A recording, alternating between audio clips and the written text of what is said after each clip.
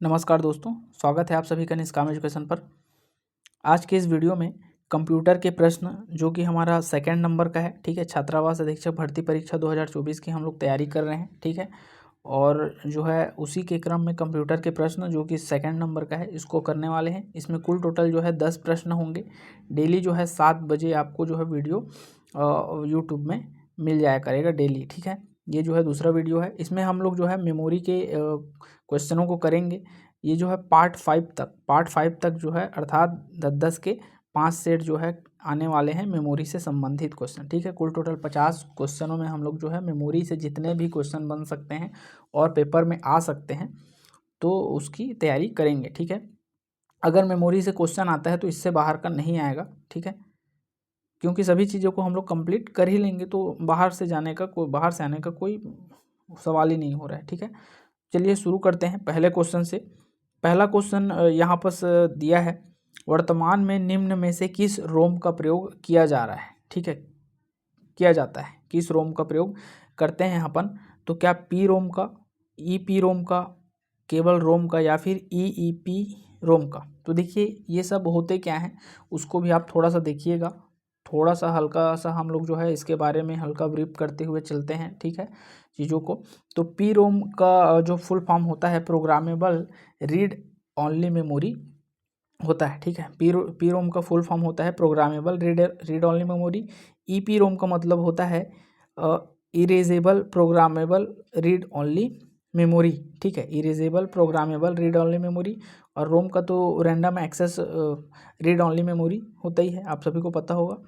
ई P रोम यहाँ पर इसका करेक्ट आंसर हो जाएगा, ठीक है। वर्तमान में इसी प्रकार के रोम का प्रयोग करते हैं, अर्थात आपके मोबाइल में जो रोम है, ठीक है, आपके मोबाइल में जो रोम है, जो आपका जो है इंटरनल डिवाइस है, ठीक है, इंटरनल स्टोरेज है, उसमें आप जो है आपको डिलीट का ऑप्शन जो देखने को मिलता है, ठीक है, डिलीट का ऑप्शन जो देखने को मिलता है वह जो है इसी के ऊपर इसी बेस में काम करता है। अर्थात आपका मोबाइल बैटरी का प्रयोग करता है, अर्थात इलेक्ट्रिक है उसमें, और इलेक्ट्रिक के माध्यम से वह जो है डिलीट का ऑप्शन देता है और आप किसी भी डाटा को आसानी से डिलीट के ऑप्शन दबा के क्या कर देते हो, डिलीट कर देते हो। तो इसका फुल फॉर्म होता है electrically erasable programmable read only memory, ठीक है। इलेक्ट्रिक के माध्यम से किसी भी चीज़ को डिलीट कर देना जो है ई पी रोम के अंतर्गत आता है, ठीक है। पहले जो रोम आते थे वह कैसे आते थे, तो प्रोग्रामेबल आते थे, ठीक है। पहला रोम जो आया था वह पहले रोम जो आया था वो सबसे पहले वो प्रोग्रामेबल होता था, केवल प्रोग्राम डाल के आता था और उसको डिलीट नहीं कर सकते। वो समझ लो 16 GB का आया, वो पूरा भरा हुआ आता था, उसको केवल हम लोग जो है पढ़ सकते थे, उसको जो है हम लोग अलग से और उसमें जो है उसको डिलीट नहीं कर सकते थे, अर्थात मोबाइल ही ख़राब हो गया समझो, अब तो ऐसा हो जाता था।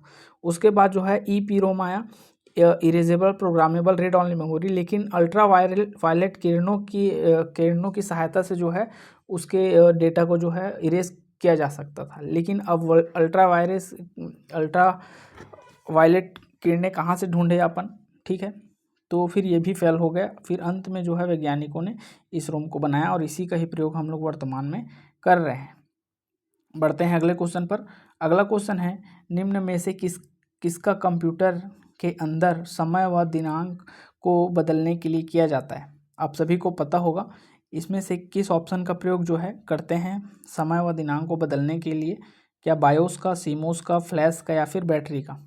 तो इसका करेक्ट आंसर हो जाएगा ऑप्शन नंबर बी, सीमोस, ठीक है। तो सीमोस क्या होता है, सीमोस का फुल फॉर्म होता है कॉम्प्लीमेंट्री मेटल ऑक्साइड सेमीकंडक्टर, ठीक है। ये एक प्रकार का क्या होता है, तो बैटरी होता है, ठीक है, एक प्रकार का क्या होता है, तो बैटरी होता है और रोम की बैटरी होती है, ठीक है। आपके मोबाइल में जो रोम है उसी में जो है या सीमोस और बायोस दोनों प्रकार के रोम जो है, दोनों प्रकार की बैटरी जो है लगा होगा, ठीक है, लगा होता है, दोनों प्रकार की बैटरी लगी होती है। बायोस जो है बेसिक इनपुट आउटपुट सिस्टम, अर्थात वह जो है किससे संबंधित है उसको आप कमेंट करके बताइएगा। इसका मैं बता दे रहा हूँ सीमोस को, यह जो है आपके मोबाइल में जो है क्या करता है, तो जैसे कि आपका मोबाइल बंद भी रहेगा तो भी उसमें जो है समय व दिनांक को जो है बताने का यह कार्य करता है, ठीक है। बढ़ते हैं अगले क्वेश्चन पर। अगला क्वेश्चन है, कैश मेमोरी किन दो सिस्टम्स के बीच कार्य का संचालन करता है? कैश मेमोरी किन दो सिस्टम के बीच कार्य का संचालन करता है? बहुत ही इंपॉर्टेंट क्वेश्चन है। तो देखिए इसका करेक्ट आंसर हो जाएगा ऑप्शन नंबर बी, सीपीयू तथा रैम। ठीक है, सीपीयू तथा यहाँ मेमोरी डिवाइस, और मेमोरी डिवाइस में आ जाता है आपका रैम। तो इसी रैम और जो है कंप्यूटर सीपीयू दोनों के बीच में जो है कैश मेमोरी क्या करता है, सूचनाओं का आदान प्रदान सीपीयू में लाता है, फिर मेमोरी डिवाइस के रैम में लेके जाता है। ठीक है, तो एकदम फास्ट चलता है और यह एक प्रकार की टेम्परेरी मेमोरी, अस्थायी मेमोरी होती है। ठीक है, बढ़ते हैं अगले क्वेश्चन पर। अगला क्वेश्चन है, एक डिस्क के ऊपर दूसरी डिस्क का चढ़ा होना क्या कहलाता है? आप सभी को पता होगा, ऑप्टिकल डिस्क जिसमें हार्ड डिस्क आता है, और हार्ड डिस्क जो है एक के ऊपर एक जो है चढ़े होते हैं। ठीक है, और इसी को क्या कहते हैं, एक के ऊपर एक चढ़ा होना? क्या स्टैक ऑफ डिस्क कहते हैं, होल्ड ऑफ डिस्क कहते हैं, इनसाइड का डिस्क कहते हैं, या फिर इनमें से कोई नहीं? तो देखिए इसमें जो है इसका करेक्ट आंसर हो जाएगा option number A, stack of disk कहते हैं। अर्थात एक डिस्क के ऊपर दूसरी डिस्क का चढ़ा होना जो है स्टैक ऑफ डिस्क कहलाता है। ठीक है, डायरेक्ट इसको याद रखिएगा, इसमें समझने वाली बात नहीं है क्यों स्टैक ऑफ डिस्क कहते हैं। इसका मतलब एक प्रकार से वो समझ लो, आपको इस वर्ड को याद रखना है। अगले क्वेश्चन पर आते हैं। अगला क्वेश्चन है, हार्ड डिस्क की घूमने की गति लगभग कितनी आरपीएम होती है? आरपीएम, ठीक है, पता होगा आपको, रोटेशन पर मिनट। ठीक है, मतलब एक मिनट में कितनी गति घूम सकती है। तो देखिए लगभग की बात कर रहे हैं तो यहाँ पर लगभग हो जाएगा ऑप्शन नंबर बी, 3600 आरपीएम लगभग होती है। लेकिन अधिकतम यह जो है 7200 तक बढ़ाई जा सकती है, या फिर कई कई हार्ड डिस्क में जो है इसकी गति 7200 तक की ही आती है। ठीक है, लेकिन लगभग जो है यह 3600 आरपीएम घूमती है औसत में। ठीक है, बढ़ते हैं अगले क्वेश्चन पर। अगला क्वेश्चन है, हार्ड डिस्क में किस पदार्थ की एक पतली परत चढ़ी होती है? तो क्या आयरन ऑक्साइड की, फेरिक ऑक्साइड की, एल्यूमिनियम ऑक्साइड की, या फिर इनमें से कोई नहीं? तो हार्ड डिस्क में जो है आयरन ऑक्साइड की एक पतली परत चढ़ी होती है। ठीक है, इसलिए इसको जो है मैग्नेटिक डिस्क के नाम से भी जाना जाता है। अगले क्वेश्चन पर आते हैं। अगला क्वेश्चन है, हार्ड डिस्क में डाटा को लिखने या पढ़ने के लिए किस फील्ड का प्रयोग अधिकतर किया जाता है?